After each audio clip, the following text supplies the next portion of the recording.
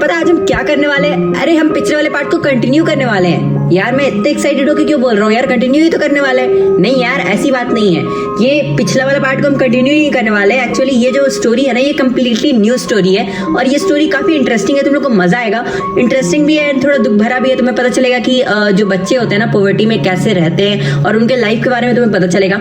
तो इस स्टोरी में हमें जिस बच्चे के बारे में जानना है उसका नाम है मुकेश और हमारा जो स्टोरी का टाइटल है वो है I want to drive a car. तो आप लोग ज्यादा टाइम वेस्ट नहीं करते, सीधा एक्सप्लेनेशन शुरू करते हैं। और उससे पहले अगर चैनल पर नहीं हो तो प्लीज चैनल को सब्सक्राइब कर दो और बेल वाला आइकन को ऑल पे सेट कर देना एंड वीडियो को लाइक कर देना। यार रिक्वेस्ट कर रहा हूँ, प्लीज कर दो, दोनों के लिए अच्छा होगा यार, आप लोग को भी अच्छे कंटेंट देखने को मिलेंगे एंड मेरे को भी अच्छा फील होगा। अब चलो एक्सप्लेनेशन शुरू करते हैं। अच्छा सुनो एक और बात, मेरा थोड़ा सा तबीयत खराब है और थोड़ा खांसी सर्दी है ना, तो मेरा थोड़ा आवाज जो है वो थोड़ा सा लो आएगा, बट एक्सप्लेनेशन में कोई कमी नहीं रहेगा, तो प्लीज इसके लिए माफ कर देना। तो हमारे चैप्टर के स्टार्टिंग में ऑथर बता रही है कि मुकेश जो है ना वो खुद का मास्टर बनना चाहता है। मुकेश आके ऑथर को बोलता है कि वो एक कार मैकेनिक बनना चाहता है। तो फिर ऑथर मुकेश से पूछती है कि क्या तुम्हें कार के बारे में नॉलेज है। फिर मुकेश ऑथर की आईज में देखते हुए मतलब एकदम डिटरमाइंड होके कहता है कि नहीं, पर वो सीख लेगा। फिर हमारी ऑथर बोलती है कि मुकेश का जो ड्रीम है ना वो बिल्कुल एक मिराज की तरह दिखता है। मिराज क्या होता है यार, तुम लोग को एक एग्जाम्पल देता हूँ। तुम लोग डेजर्ट में जाओगे ना तो तुम्हें कभी कभी सामने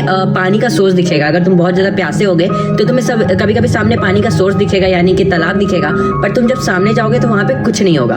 तो यहीं पे ऑथर बोल रही है कि मुकेश का ड्रीम भी कुछ इसी टाइप का है, जो कि बिल्कुल एक इमेजिनेशन जैसा लग रहा है, जो कि शायद ही पॉसिबल हो पाएगा, क्योंकि फिरोजाबाद के जितने भी बच्चे हैं ना वो लोग इतने बड़े ड्रीम्स नहीं देख सकते, क्योंकि वो लोग बहुत ज्यादा गरीब होते हैं, बहुत ज्यादा पुअर होते हैं। और हाँ, यहाँ पे पता चलता है कि मुकेश कहाँ रहता है, फिरोजाबाद में रहता है, फिरोजाबाद। फिर हमारी ऑथर बता रही है कि फिरोजाबाद जो जगह है ना बैंगल मेकिंग के लिए बहुत ज्यादा फेमस है और फिरोजाबाद को इंडिया का ग्लास ब्लोइंग इंडस्ट्री भी बोला जाता है। और फिर ऑथर बताती है कि यहाँ जो लोग हैं ना वो लोग अपना जनरेशन पे जनरेशन बिता चुके हैं यहाँ के फर्नेसेस यानी कि भट्टी के सामने काम करते करते और ग्लास को वेल्ड करते करते और बैंगल्स बनाते बनाते, वो भी सारी औरतों के लिए जो भी इस धरती में जन्मी है। फिर ऑथर बताती है कि मुकेश की फैमिली भी उन्हीं में से एक थी। फिर ऑथर बोलती है कि यहाँ के किसी भी फैमिली को ये पता नहीं है कि मुकेश जैसे बच्चों को बैंगल मेकिंग फैक्ट्री में काम करवाना इलीगल है, ये एक चाइल्ड लेबर भी कहलाएगा, है ना। फिर ऑथर बता रही है कि यहाँ के बच्चों को हाई टेम्परेचर के सामने डिंगी सेल्स में, यानी कि ऐसे कमरे जहाँ पे बिल्कुल भी लाइट और हवा नहीं आते, वैसे कमरे में यहाँ पर के बच्चे काम कर। फिर हमारी ऑथर बोल रही है कि अगर यहाँ पे लॉ इन्फोर्स हुआ, यानी कि अगर यहाँ पे लॉ लागू हुआ वो भी सख्ती से कि जो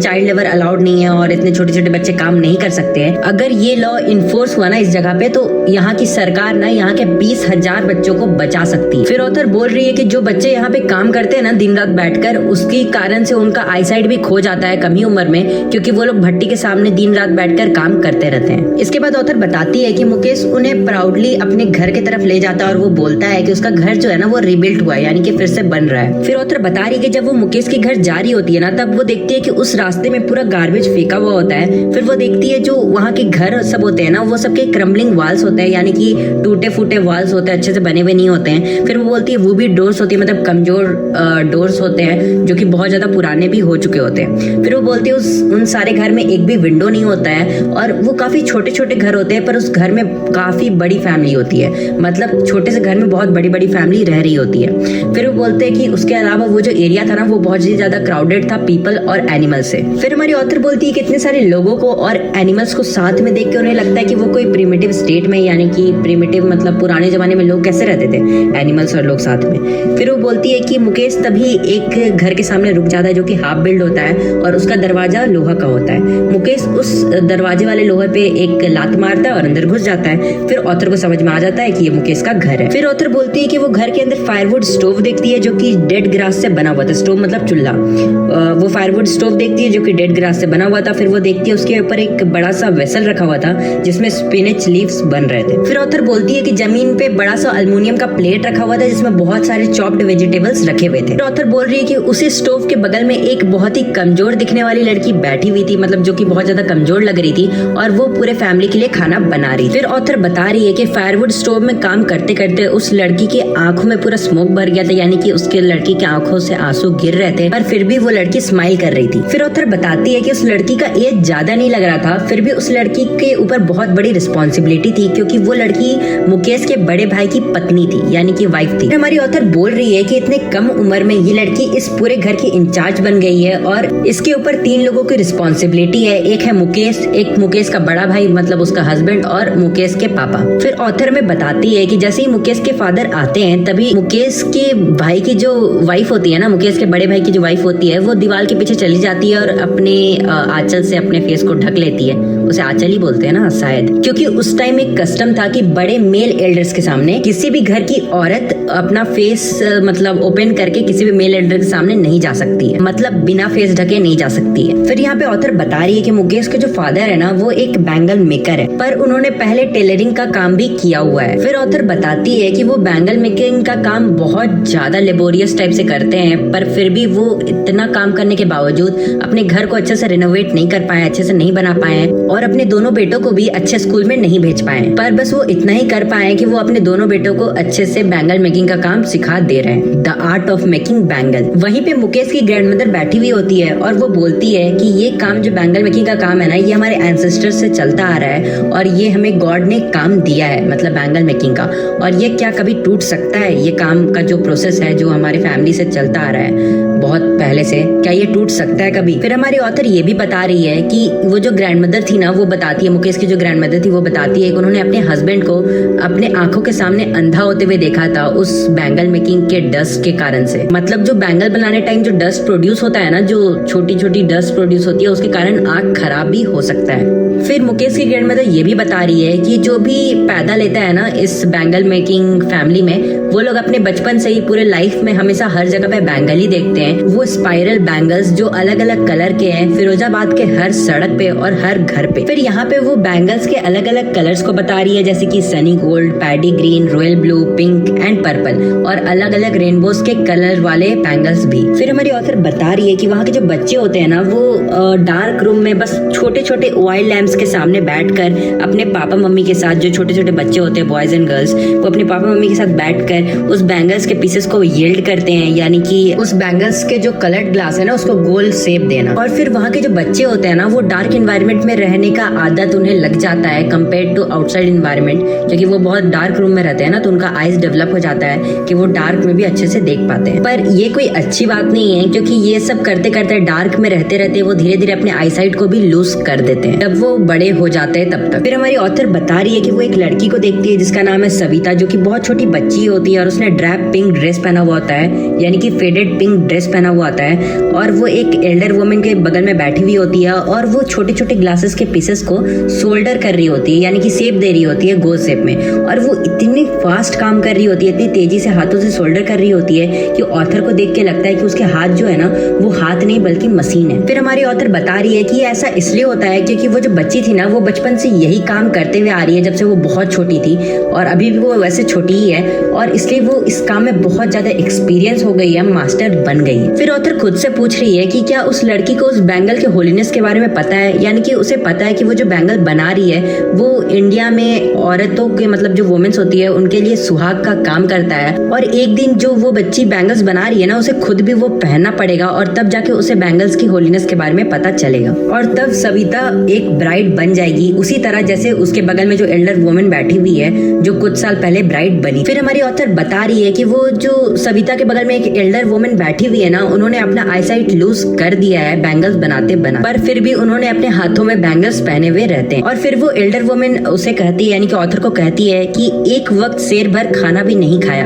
यानी कि उन्होंने अपने पूरे लाइफ में एक वक्त भी पेट भर के खाना नहीं खाया हुआ होता है। फिर उस एल्डर वुमेन के बगल में उसके हस्बैंड बैठे हुए होते हैं, और फिर वो बोलते हैं कि उन्होंने अपने लाइफ में पूरे लाइफ में बैंगल बनाने के अलावा कोई भी और काम नहीं किया है, और हाँ उन्होंने बस एक ही काम ढंग से कर पाया है, वो है अपने फैमिली के लिए एक घर बना दिया है। और फिर हमारी जो ऑथर है वो बोल रही है कि उन्होंने जो घर बनाया अपनी फैमिली के लिए, अपने फैमिली को जो रूफ दिया है, ऐसा काम तो दूसरे मर्द भी नहीं कर पाते हैं। वहाँ पे जो दूसरे लोग जो थे ना, मेंस थे, वो अपने फैमिली के लिए घर भी नहीं बना पाते हैं, एटलीस्ट इन्होंने अपने फैमिली को एक रूफ तो दिया है। फिर हमारी ऑथर बता रही है कि फिरोजाबाद में जो भी बच्चे होते हैं ना, वो कोई भी ड्रीम नहीं देख सकते, या फिर जो बड़े हैं वो भी ड्रीम नहीं देख सकते कि वो कुछ और काम करेंगे, क्योंकि वहाँ के जो बड़े लोग होते हैं ज्यादातर बैंगल मेकिंग में इन्वॉल्व है, और बैंगल मेकिंग में वो ज्यादा प्रॉफिटेबल बिजनेस भी नहीं है, उनके लिए नहीं है, क्योंकि मैं आगे बताऊंगा इसका रीजन।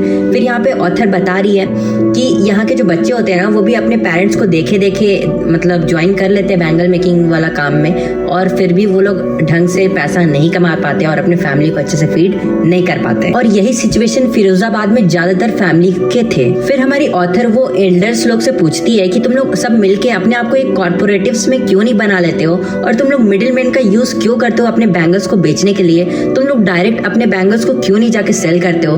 तो वहाँ के जो मेंस होते हैं ना, जो एल्डर्स होते हैं, वो रिप्लाई करते हुए और कहते हैं कि अगर हम ऐसा करते भी है ना तो पुलिस हमें मारेंगे।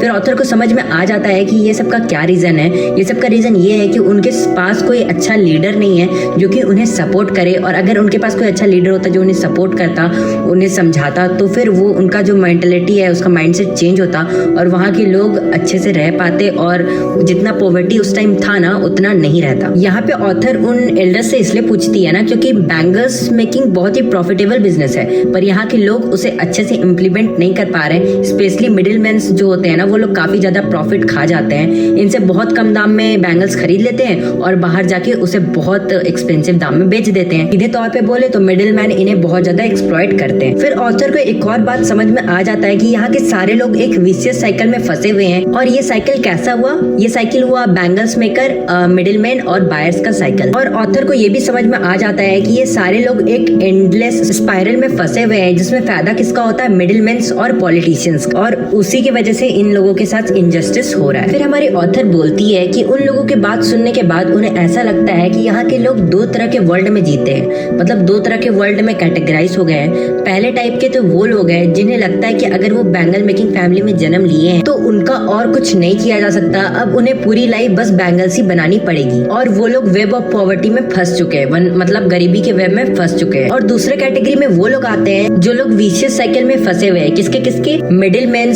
Politicians and police. फिर हमारी ऑथर बता रही है कि ये जो दो वर्ल्ड क्रिएट हुआ है ना, इसी की वजह से हमारे जो इस सोसाइटी के बच्चे हैं वो लोग के ऊपर ये एक दबाव या बैगेज के तौर पे आ गया, जिससे ये बच्चे अब दूर भी नहीं भाग सकते। और जब तक ये बच्चे मैच्योर होते हैं तब तक ये एक्सेप्ट कर लेते हैं कि जो इनके फादर कर रहे हैं, जो इनके ग्रैंडफादर से करते हुए आ रहे हैं, ये भी वही काम करेंगे, यानी कि बैंगल्स ही बनाएंगे और अपनी ड्रीम्स की कुर्बानी दे देते हैं। और अगर कोई कुर्बानी नहीं देना चाहता है तो उसके लिए बहुत ज्यादा डेयर की जरूरत होती है, जो आमतौर पे वहाँ के लोगों और बच्चों पे नहीं पाया जाता है। फिर ऑथर बता रही है जब वो सुनती है मुकेश से कि वो उसके अंदर इतना डेयर होता है और वो बोलता है कि उसे एक मैकेनिक बनना है, तो ऑथर को अंदर से बहुत ज्यादा खुशी मिलती है ये सुन के। फिर ऑथर मुकेश से पूछती है कि यहाँ पे आसपास तो कोई भी गैरेज नहीं है, फिर तुम यहाँ वहाँ कैसे जाओगे? तो मुकेश बोलता है कि वहाँ पे थोड़े दूर में एक गैरेज है और वहाँ तक वो चल के चला जाएगा। फिर हमारी ऑथर मुकेश से पूछती है कि क्या तुम प्लेन उड़ाने में भी शौक रखते हो? तभी मुकेश एकदम साइलेंट हो जाता है और मना कर देता है और नीचे की तरफ देखने लगता है। फिर हमारी ऑथर बोलती है कि हाँ, अभी भी उसके अंदर थोड़ा मरमर तो है, मतलब वो कम्प्लीटली क्लियर तो नहीं है, एम्बैरेसमेंट तो है उसके अंदर, पर अभी तक उसका ये ड्रीम उसके लिए रिग्रेट नहीं बना है, यानी कि वो अभी भी अपने ड्रीम्स को फॉलो करना चाहता है और वो मोटर मैकेनिक बनना चाहता है। फिर हमारी ऑथर ये बोल रही है कि वो उसको कार में इतना इंटरेस्ट इसलिए है क्योंकि वो आसपास बहुत सारे कार्स को देखता है और उसका इंटरेस्ट प्लेन उड़ाने में नहीं है, क्योंकि उस जगह से यानी कि फिरोजाबाद के ऊपर से बहुत कम ही प्लेन्स गुजरते हैं। इसलिए मुकेश ने फिरोजाबाद के ऊपर से बहुत कम ही प्लेन्स को गुजरते हुए देखा और उसका उतना इंटरेस्ट प्लेन्स में नहीं है। और गाइस, इस तरह से हमारा चैप्टर का एक्सप्लेनेशन खत्म होता है। उम्मीद करता हूँ आपको एक्सप्लेनेशन पसंद आया होगा। अगर पसंद आता है वीडियो को लाइक कर देना एंड चैनल को सब्सक्राइब कर देना, एंड तुम लोग से मिलता है अगले वीडियो में। तब तक के लिए बाय बाय।